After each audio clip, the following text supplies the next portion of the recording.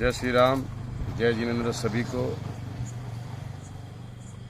सभी सनातनी भाइयों को एक बार मैं निवेदन करता हूं कि नवरात्रि महोत्सव शुरू होने से पहले एक बार ये वीडियो जरूर देखना। मैं डंके की चोट पे कहता हूं कि आपके जीवन में परिवर्तन हो जाएगा, लेकिन ये वीडियो आप जरूर हिंदू परंपरा के अंदर ये नवरात्रि के जो प्रसंग हैं, ये तो देवी माँ की उपासना के लिए थे। नवरात्रि पवित्रतम रात्रियां कही जाती है, पवित्रतम दिन कहे जाते हैं। ये आसो जो चैत्र महीने में आती है, ये साधना के लिए, मंत्र साधनाओं के लिए, ब्रह्मचर्य के लिए, सत्य को प्राप्त करने के लिए, इष्ट की सिद्धि के लिए, अंतरतम की शक्तियों को जगाने के लिए, कुछ अच्छा हासिल करने के लिए होती हैं। समझदार हिंदू और समझदार जैन श्रावक श्राविका और समझदार हिंदू और समझदार जैन साधु संत इन दिनों में साधना में बैठते हैं, मौन रहते हैं, ब्रह्मचर्य का परिपालन करते हैं और आगे बढ़कर के शक्तियों को साधते हैं। उस जमाने में देवी माता की आरती करना, घट स्थापना करना, देवी माता को रिझाना और पुरुष एक तरफ, महिला एक तरफ, महिलाओं की जगह में, पुरुष की जगह में, देवी माता को बीच में रख करके मात्र उनके हाथ से गरबे लें और इस प्रकार उनकी भक्ति करें। यह परंपरा थी नवरात्रि की। उसके बाद में मात्र गुजराती स्टाइल में डांडिया आए थे, तो बहनें बहनों में खेलती, बीच में देवी माँ की स्थापना की जाती, पुरुष में खेलते और इस प्रकार नौरते रखते, नवरात्रि पालते, खान पान का ध्यान रखते। उन दिनों में कोई शराब नहीं पीता, गुटखे नहीं खाता, चाय तक नहीं पीता, व्यसन नहीं करता, अलग अलग शयन करते, पति पत्नी अलग अलग रहते, ब्रह्मचर्य की साधना करते, संपर्क नहीं करते, शुद्धता प्राप्त करते और इतने सारे भोग विलास की जिंदगी के बीच में, इतने सारे विषय वासनाओं के बीच में कोशिश करते कि कुछ दिन पवित्रता के साथ बिताएं, ताकि देवी माताओं के सानिध्य प्राप्त करके हम शक्ति संपन्न बन सके, उनके आशीर्वाद अपनी जिंदगी में फल सकें। गरबे गए, फिर डिस्को आया, नाना प्रकार के धुनें आई, नाना प्रकार के गायक आए,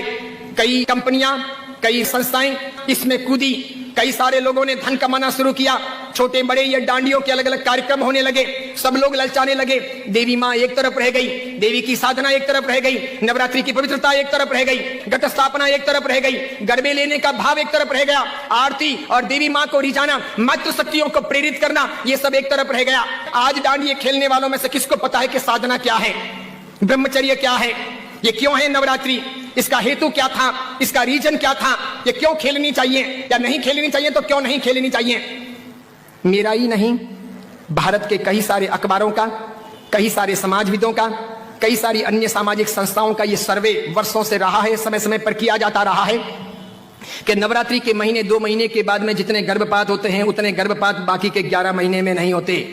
तो ये व्यभिचार नहीं है तो क्या है, ये दुराचार नहीं है तो क्या है, ये जीवन की भ्रष्टता नहीं है तो क्या है। इस बात पर मैं कुछ वर्षों पहले बोला था, अभी किसी ने वो वीडियो वायरल कर दिया और उस वीडियो को लेकर के अखबार में लिखा। मैंने कहा जो सच है वो सच है कि हम अपनी साधनाओं को बचाएं, बेच ना दें। हिंदू धर्म की परंपरा हो कि जैन धर्म की परंपरा हो, कोई भी उत्सव महोत्सव हो, मैंने समय समय पर यह भी कहा था, गणपति अगर हिंदू धर्म के देवता हैं और गणपति के महोत्सव अगर मनाए जाते हैं या उनका आराधन अगर किया जाता है, तो उसमें कहीं जुआ नहीं खेलना चाहिए, शराब नहीं पीनी चाहिए, गणपति के नाम पर तमाशे नहीं करने चाहिए, लड़कियों के साथ में नाच गान नहीं होने चाहिए, गणपति लड़कियों को छेड़ने के लिए महोत्सव के तौर पर नहीं आ रहे, लड़कियां अपनी जगह पर हो, पुरुष अपनी जगह पर हो, वहां शराब नहीं पी जानी चाहिए, उनके पैसों का प्रपंच नहीं होना चाहिए, गणपति को सेलेबल नहीं बनाया जाना चाहिए। हिंदू धर्म अगर इन चीजों को नहीं संभालता है तो धीरे धीरे भारतीय संस्कृति का विनाश होगा। सिखों ने अपनी धर्म परंपराओं को संभाला है, मुसलमानों ने अपनी धर्म परंपराओं को संभाला है, ईसाइयों ने अपनी धर्म परंपराओं को संभाला है। उनके जो ओकेशन होते हैं वो दूसरों को इंटरफियर करने नहीं देते, वो उसमें घालमेल नहीं करते। हिंदू और जैनों को इस बारे में सावधानी रखनी आवश्यक है। कल ऐसा ना हो जाए कि पर्युषण महापर्व के दिन आए या आखातीज का दिन आए या कार्तिक पूर्णिमा का दिन आए और कोई उसे किसी प्रतिष्ठान के नाम पर प्रोजेक्ट कर ले कि चलो अब महोत्सव को इस प्रकार मनाएंगे, उस प्रकार मनाएंगे, तो 25 साल 50 साल के बाद में ऐसा हो सकता है कि हमारी होली की आराधना या हमारे पर्युषण महापर्व की आराधना का रूप रंग बदल जाए। जैसे मैंने नहीं कहा था कि मात्र संगीतकारों को बुला करके हम 9 दिन की भक्ति रख लें, सुबह भी भक्ति, रात को भी भक्ति, ठीक है, और इस प्रकार पर्युषण आगे बढ़ जाए और अच्छी खासी संख्या के अंदर वे आधुनिक संगीतकार आधुनिक धुनों पर बहुत गाएं और नौजवान लड़के लड़कियों को मजा आ जाए, सब वहीं पर जाएं। तो 10 साल 15 साल तक अगर ऐसा चले तो आज एक ने किया, कल दूसरा करेगा, परसों तीसरा करेगा, अब चौथा करेगा, धीरे धीरे साधुओं के व्याख्यान में कोई नहीं जाए।